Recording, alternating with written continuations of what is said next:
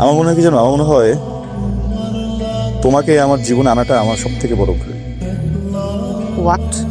বুঝা বলি, দেখো আমি তো তোমাকে ভালোবেসে গেছি, তাই না? হঠাৎ করে ভালোবেসে গেছি, কোনো কিছু না ভেবে তাড়াহুড়ায়। আমার মনে হয় এটা একটা ভুল ছিল। আমার একটু সময় নিয়ে আর একটু বুঝে তারপর তোমাকে ভালোবাসা উচিত ছিল। কারণ ভালোবাসার শেষ পরিণতি যে বিয়ে, এটা তো আমি এভাবে ভাবিনি। হ্যাঁ, সো এখন যখন এটা ভাবছি আর বারবার মাথায় বিয়ের কথাটা ঘুরছে, তখন আমি প্রেশার খেয়ে যাচ্ছি, আমি নিতে পারছি না। শুভ, আই এম রিয়েলি সরি যে তোমার চাইল্ডহুডটা টাফ ছিল। আমি তোমাকে আসলে হার্ট করতে চাইনি, কিন্তু আমার জন্য সিচুয়েশন অনেক টাফ হয়ে যাচ্ছে বাসায়। তুমি একটু মামার সাথে যে প্লিজ কথা বলো। আমি বলতেছি না যে তোমার সত্যিকারের বিয়ের প্রপোজাল নিয়ে যেতে হবে, বাট স্লো ডাউন হোক। মানে উনি না হলে যে কোনো ছেলে দেখে আমার বিয়ে দিয়ে দিবে। যতটুকু আমার মনে হয়, আমার এই জীবনকালে তো আমি কখনো বিয়ে করবো না, কারণ আমি তো আমার সারাটা জীবন তোমার মতো কষ্টে কাটাতে চাই না। যেহেতু আমি বিয়ে করবো না, সেহেতু আমার কখনো বাচ্চা কাচ্চা হবে না, মানে আমি কখনো পিতা হব না। কিন্তু পৃথিবীর প্রত্যেকটি পুরুষের ভিতরে একটা সুপ্ত পিতা আছে, বুঝছো? আমার ভিতরে সেই লুকায়িত সুপ্ত পিতা আমাকে যেটা বললো আর কি, এই পৃথিবীর কোনো সন্তানই বাবা মার সামনে চালাকি করতে পারবে না, করতে গেলে ধরা খেয়ে যাবে। তোমার কি মনে হয় মা? এটাও না তোর আরেকটা চালাকি। শুভ হইতে পারে না কেন? শুভ আবার কি করলো? এই যে জীবনে কেয়ারই করলি না, জীবনে দাসত্ব গ্রহণই করলি না। সেটা ঠিক আছে, আসলে আমাদের চাকরি টাকরি হবে না, বুঝছিস? 7-8 ঘন্টা একটা জায়গায় বসে থাকলে কোমর না মগজ শুদ্ধ ব্যথা হয়ে যাবে। জীবনের কোনো ভাবনাই তো তোকে আটকাতে পারলো না। না, এটা ভুল। ভাবনার ভিতরে আটকে আছি। যেমন আজকে নীলার মামা কল করছে, কল করে বলে যে তুমি কোথায় একটু দেখা করো কালকে।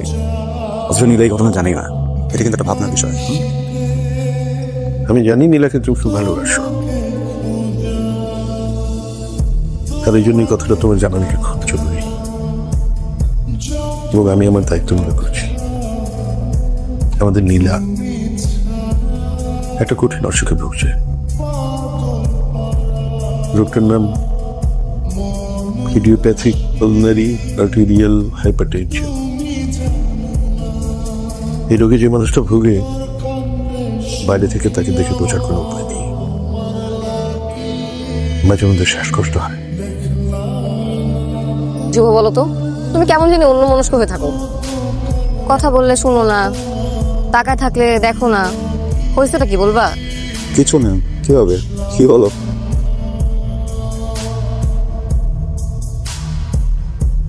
ইদানিং কোনো কবিতাও লিখো না, সারাদিন কি জানি ভাবতে থাকো। এত কিসের ভাবনা আমি বুঝতেছি না তো। নিজের সাথে তো জলযন্ত্র একটা কবিতা নিয়ে ঘুরি। কবিতা লিখে আর কি হবে বলো? তুমি থাকতে যদি কবিতা লিখি তোমাকে ছোট করা হবে। এসব বাদ দাও, বলো কি হয়েছে? কিছু হয়নি। ফাইন, মনে রেখো আমি আজকে জিজ্ঞেস করলাম, বললা না। নেক্সট টাইম যেন মনে থাকে। আমাকে জিজ্ঞেস করলে আমিও বলবো না। নিউটনের ল প্রেমের ক্ষেত্রেও কিন্তু সেম, জানো তো না? প্রত্যেকটি ক্রিয়ার সমান ও বিপরীত হয়েছে, প্রতিক্রিয়া। আর বলতে হবে না।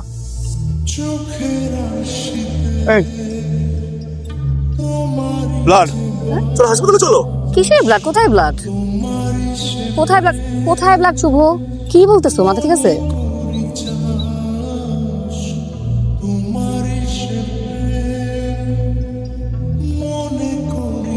আর ইউ অলরাইট? কি হয়েছে? কেন? থ্রিলার মুভি দেখছি রাতে। কি আশ্চর্য, কি আবোল তাবোল বলতেছো? ঠিক আছো?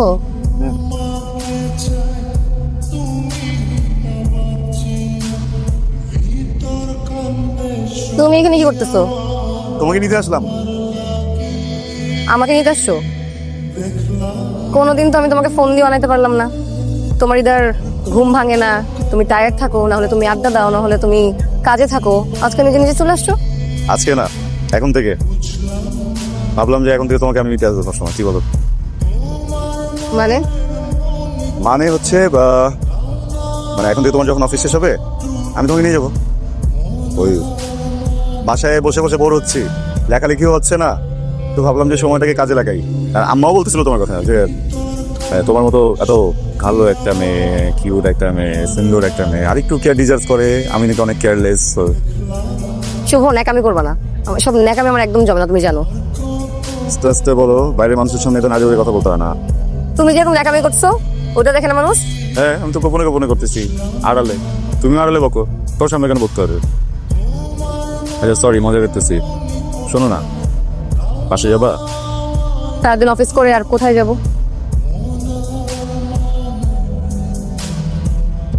হ্যালো। এই ঠিক আছে, তুমি কিছু হয়নি তো? হ্যাঁ আমি তো ঠিক আছে, তুমি কি করো? নিশ্চয়ই ঘুম থেকে উঠছো না, স্বপ্ন দেখছো কোনো? কি দেখছো বলো তো, ভয়াবহ কিছু? না আমি, না তেমন কিছু না। তুমি তার ছোট বাচ্চা না যে কার্টুন দেখে ভয় পেয়ে আমাকে ফোন দিবা। বলো কি দেখছো? না আমি দেখলাম তুমি অসুস্থ হয়ে পড়ছো হঠাৎ করে। আমার অসুস্থতা নিয়ে তোমার যত টেনশন, সেই টেনশন যদি তোমার নিজের ক্যারিয়ার নিয়ে থাকতো তাহলে এতদিনে সেটেল হয়ে যেত, আমার আর টেনশন থাকতো না। তো আগে সব নিয়ে এত টেনশন করতে হবে না, কিছুদিনের ভিতরে কিছু নিচ্ছটা হয়ে যাবে, বুঝছো? আপাতত তুই তোমার সাথে সময় কাটাই। আর সেটা করতে টাকা লাগবে না নাকি? নাকি তোমার ফ্যামিলি অনেক বড় লোক? না ফ্যামিলি অনেক বেশি ধরি না, কিন্তু প্রত্যেকটা মানুষ তো একটা ব্রত নেয়। হ্যালো, হ্যালো, কে তুমি? আমি মারিয়া। না, সুন্দর নাম। ধন্যবাদ, আপনার নামটাও সুন্দর। জানি, শুভর মানেই সুন্দর। আচ্ছা, তোমার সুন্দর আপুটা কোথায়? সে রাগ করে শুয়ে আছে। একটু দেওয়া যাবে? না, কেন? সে আপনার সাথে কথা বলতে চায় না। আমার অপরাধটা কি? সবসময় ছেলেদের অপরাধ থাকে না, কিন্তু একটু মানিয়ে নিতে হয়, মেয়েরা এমনই। এত কিছু বলছো? হ্যাঁ, আমি সবকিছুই বুঝি। আপনার আর আপুর সম্পর্কের বিষয়েও আমি জানি। কি সম্পর্ক বলো তো? না, এখন বলা যাবে না। সুন্দর আপুটা আমার দিকে রাগ করে তাকাচ্ছে। অন্য এক সময় আপনাকে কল দিব আমার বাবার ফোন থেকে, কিন্তু আমার একটা শর্ত আছে, আমাকে কাঁচা আমের ভর্তা খাওয়াতে হবে। কারণ আমার কাছে মনে হয় বিয়ে একটা ফেস্টিভ্যাল, উৎসব, এটাকে এভাবে পালন করা উচিত। আমার মতামত একটু ভিন্ন। আমার মনে হয় বিয়ে হওয়া উচিত একদম গোপনে, একদম সাধারণভাবে। তারপর 1 বছর পর একটা অনুষ্ঠান হওয়া উচিত। এই যে দেখো, দুইটা মানুষ একসাথে একটা করে বছর পার করে দিচ্ছে, আগে ওইটা সেলিব্রেট করা উচিত, তাই না? দেখো এখন তুমি করলে কোনটা করতাম? আপাতত কোনোটাই না। তোমার কোন বিষয়টা আমার সব থেকে প্রিয় জানো? তুমি অনেক বুদ্ধিমতী। বুদ্ধিমতী না মেধাবী? মেধাবী। মেধাবী হলে বিপদ, মেধাবীরা ক্ষণজন্মা হয়। নীলা, যদি ভয় পেয়ে যাই, আমার ট্রমার জন্য খুব কষ্ট হয়, আমার হাতটা এবার ধরে থেকো। কিন্তু নীলা, এই ট্রমার কারণে যদি তুমি আমার লাইফ থেকে চলে যাও, আমি আর অনেক বেশি কষ্ট পাবো, ওটা নিতে পারবো না। করবা বিয়ে? আমার সুখগুলো শেয়ার করতে চাই, আমার দুঃখ শেয়ার করতে চাই, ভালো দিনও শেয়ার করতে চাই, খারাপ দিনও শেয়ার করতে চাই।